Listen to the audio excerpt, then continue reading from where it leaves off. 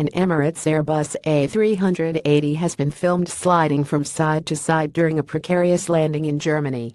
Video showed the plane being buffeted by harsh winds while making its descent into Dusseldorf Airport on Thursday local time.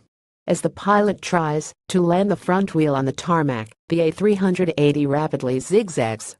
The aircraft appears to be making a smooth landing as it approaches the runway. As it touched down, a gust of wind pushed the plane quickly to the left.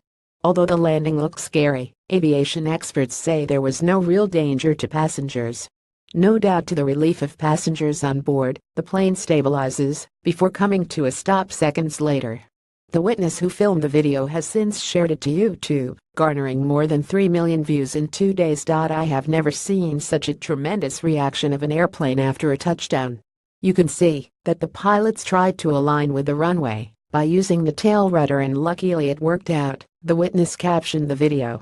Although the nail-biting landing looked scary, aviation experts said there was no danger to passengers. 9 Digital Pty Limited 2017